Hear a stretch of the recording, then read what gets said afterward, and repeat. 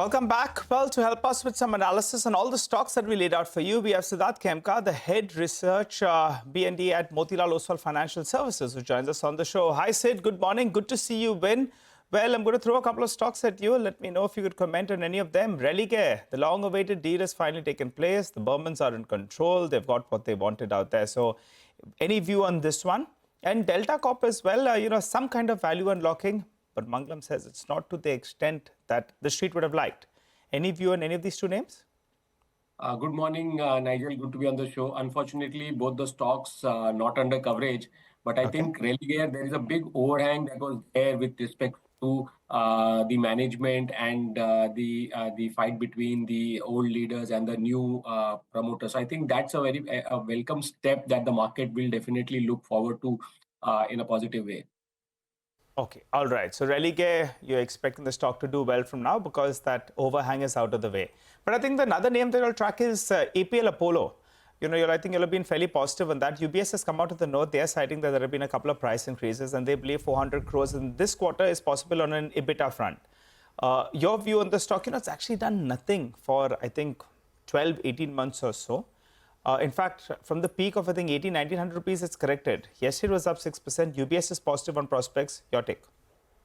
Yeah, definitely. If you look at the stock historically has done very well, and then there was, I think, some long consolidation that has happened because of the slower earnings growth that they reported. But if you look at Q3, I think a very strong growth. The net profit, the volume grew about 37%. Margins have been recovering sequentially, and there has been the management has indicated that there has been improvement in demand scenario and lower discounting. So that bodes well for the quarters coming forward. Some of the key sectors where they are looking at higher demand includes railways. With the modernization of a lot of platforms, they are getting a lot of orders there. Aviation is something that they are continuously getting a lot of orders. Plus, I think overall the company's capacity expansion that corroborates the fact that they are seeing increase in demand on ground. So overall, we are expecting a steady, almost you can say 28-30% CAGR growth in net profit over the next 2 years, driven by volume expansion as well as margin recovery.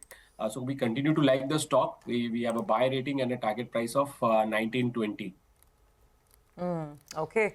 Siddharth, hi, good morning. Now, your thoughts on the power move that we saw yesterday. A lot of power stocks were up, and I was looking at the Nifty this week. NTPC is the top Nifty gainer, 8.5% up. Yeah, this is after all the chatter about lower capex from the government and whether these stocks have run ahead of themselves. Power and industrials, would you be recommending anything in this space now? Yeah, good morning, Surbhi. So I think, yes, so there has been 2-3 things that is supporting the power sector. One is the coal prices that has fallen down, and that is supporting the overall outlook for power sector as a whole. The other thing that I think has happened over the last couple of days is that NTPC, with the government focus on nuclear energy and the deals that they have signed in Paris, France, plus talks with US, NTPC is at the forefront of doing a lot of these projects which could drive growth. There has been concerns in terms of capex slowdown and the industrial growth slowdown, which could remain an overhang at least for the Q4 numbers. But from a long-term perspective, I think these are welcome steps. The coal power coming down definitely looks good. The other is the expansion into nuclear power. That is another long-term growth driver. So definitely worth looking at NTPC after all this correction. Plus, we also like JSW Energy and Tata Power within the power space. Sorry, miss the other two stocks. There's NTPC and which is the other one? Did you say Wari? JSW Energy. JSW Energy. With 170 target price. And Tata Power is another stock within the overall utility space that we like. We have a target price of 490 there. Sid, morning. But instead of me throwing a name to you, why don't you tell us, what are you really convinced about? Something which has come off quite a bit and is looking really good from a fundamental perspective. Yeah, definitely. So I think if you look at from an overall market perspective, what we are looking at, in the entire space. The capital market stocks have come off a lot. Within that, if you look at the CDSL camps of the world, plus there is a news flow of NSDL coming out with an IPO over the next 1 month. I think we are seeing now buying interest coming back within the capital market themes. BSE as a stock has started doing well. So one stock that I would see as a key growth driver from here after the correction is CDSL. We like the capital market theme. We believe that stock is likely to do well. And correction at the current levels, we believe one can definitely look at CDSL. We have a target price of 1500 on CDSL. And where does it trade on a valuation basis? In terms of valuation, if you look at with the almost 24-25% growth, FY26, we see a PEP of about 35 currently, which is at a discount to about 50 times that it used to trade earlier. Okay, so CDSL could be one idea in the capital market space. So it's slightly wide question. Defense and railways. A lot of PSU stocks have actually bounced as well in this whole market recovery. Many, even yesterday, day before, many were recovering.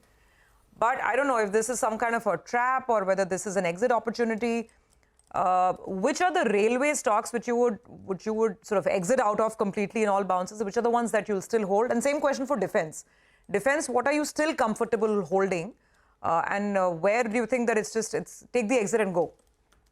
Yeah, definitely. I think it's an important question because the stocks had fallen off much before the market correction started, and that is purely to do with the valuation. So some of these sectors, the railways, defense stocks, valuations had reached astronomical levels, and we saw that kind of cooling off and stocks correcting. In terms of results, I think yes, results have been pretty strong in terms of defense. Bharat Electronics is something that we continue to like. That is one of our preferred picks in the overall space. The other one is Mazagon Dock. There we believe that the earnings growth continue to remain pretty strong. We see 60-70% earnings growth. Valuations at 30 times looks very reasonable. So and apart from that, the third stock that we like is HAL. Hindustan Aeronautics, very strong order book from a long-term perspective. Any correction definitely should be an opportunity to add to these three defense names. So all three good at current prices as well? BEL, Mazagon and HAL? Definitely. So I think the slowdown in earnings, or at least the sentiment change because of this lower capex from the government, that is helping the stock price coming off. Valuations have come off from the. So if you look at again Bharat Electronics trading at 30 times 1 year forward P, Mazagon Dock at 30 times. So these are compared to, you have still a lot of these defense companies trading at 80-90 P. So I think these market leaders trading at such discount is definitely worth looking at current levels. Okay, all right, interesting. Got that, Siddhartha. But anyway, Crompton Consumer, any thoughts specifically on this one or anything else from the consumer durable space, Sid? Yeah, so Prashant, I think Polycab is something that we like. Crompton Consumer is not under coverage, so there's no view there. But within the overall FMEG space, Polycab looks strong. Q3 results were pretty steady, driven by the robust performance both in the electrical goods plus the EPC segment. Interestingly, EBITDA margins expanded in the quarter, where we are seeing across board a lot of sectors witnessing pressure on margins. Polycab reported margins of 13.8%, and the management is expecting about 20% CAGR over the next few years, and guiding for about 600 to 800 crore capex for the next few years. I think overall we are expecting strong growth, and looking at the entire space, the real estate space is also consistently looking good, and that could be a proxy play through Polycab. So we have a buy rating and a target of almost 8,400 over there. Okay, all right, so that got it. Thanks very much for a lot of those views. We do